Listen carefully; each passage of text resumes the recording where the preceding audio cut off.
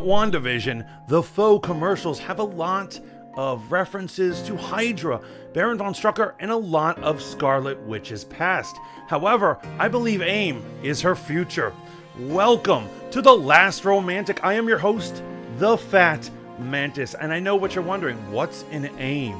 Advanced Idea Mechanics is a terrorist organization found within the comics, and I'm going to explain to you the A.I.M conspiracy going on in Wandavision. I believe that it is not only the future of the Scarlet Witch and Wanda, but the future of the MCU Phase 5. Let's break it down right now. Now, this terrorist organization known as A.I.M started back in Captain America comic books, where it was founded by none other than the Hydra evildoer Baron von Strucker. He created as a super science division for Hydra, where they would create super weapons and new death rays for him and his organization. Now, by the late 70s, it is important to note that Hydra would be destroyed. Its first incarnation obliterated by Nick Fury and S.H.I.E.L.D. in their secret war against them. However, A.I.M at this point was working as a privately funded think tank that recruits the world's biggest and brightest, and they were a private company very similar to Boston Dynamic or any of these other tech futuristic companies that claim they're going to solve all of our problems in the future, and they make creepy robots, right? So actually, even after the fall of Hydra, A.I.M was able to stay afloat as this secret scientific wing of evil, and they didn't need Hydra to function. They were their own villainy. Now, their inner core was filled with a bunch of very eccentric and psychopathic super scientists who wore hazmat suits, yellow ones, and their symbols were 3 hexagons interwoven into each other, similar to a beehive. It's very simple. They saw society as a possible beehive. They could organize it well enough to be controlled, and they are the beekeepers who will keep the oil going. The oil of, this well-oiled machine going. It simply comes down to this. They, instead of being physically active warriors and destroyers like Hydra, they pulled strings from behind. They would give either governments, dictators, or possibly supervillains super weapons to do their crimes, but they would have to pay them back, not in money, but in dastardly deeds such as political assassination and other things. They believed science was the key to all of it, and everyone else was just a drone being.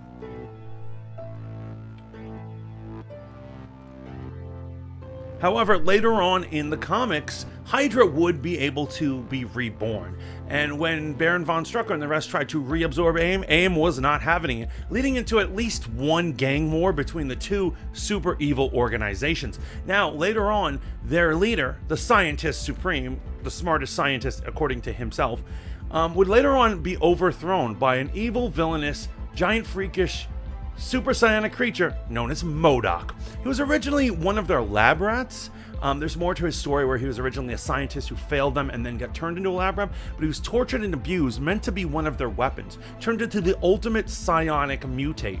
However, he was so powerful, he was able to overthrow them and took over the organization, becoming the leader and giving himself the title Scientist Supreme. So I know what you're thinking.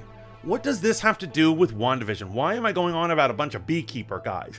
Now we're going to put all the connections to the show right here. And it first starts off with the symbol, the hexagon. Now there haven't been triple hexagons around. However, there have been singular ones seen throughout the show. Now if you notice at the end of each episode, they frame the couple together in hexagons.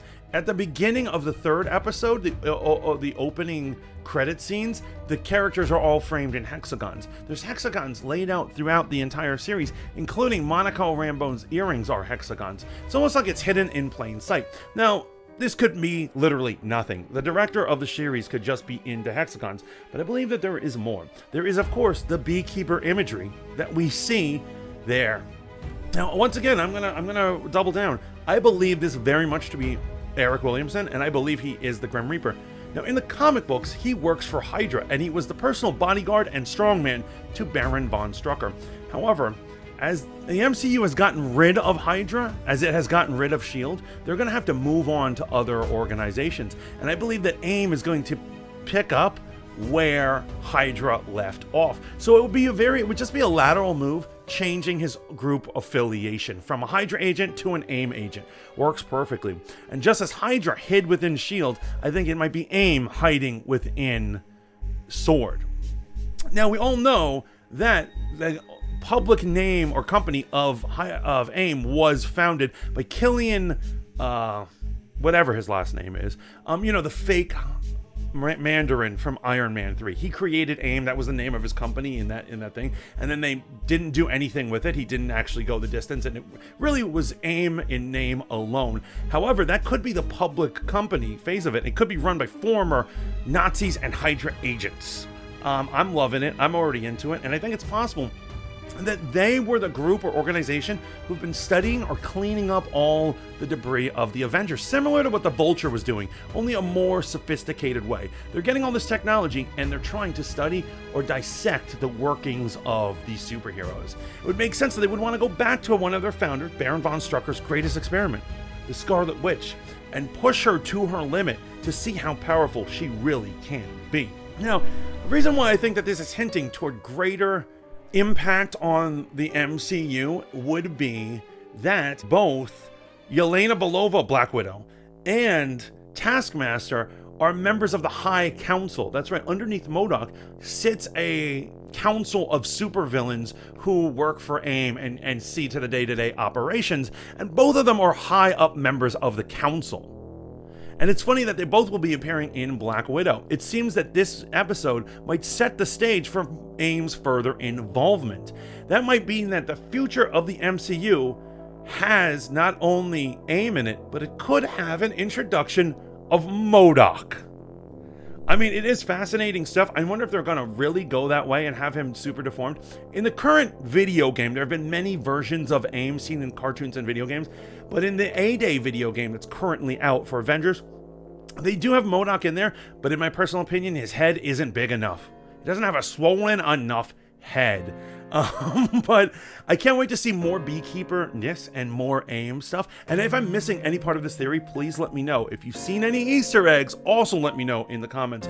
Remember to like, share, and subscribe. Keep tuning in to Voice of the Fat Mantis. Now, I gotta get my napping nap on, because I gotta get ready for Friday morning at 3 a.m. when I dogpile on the next episode of Wandavision. I will see you then. Ciao. For now.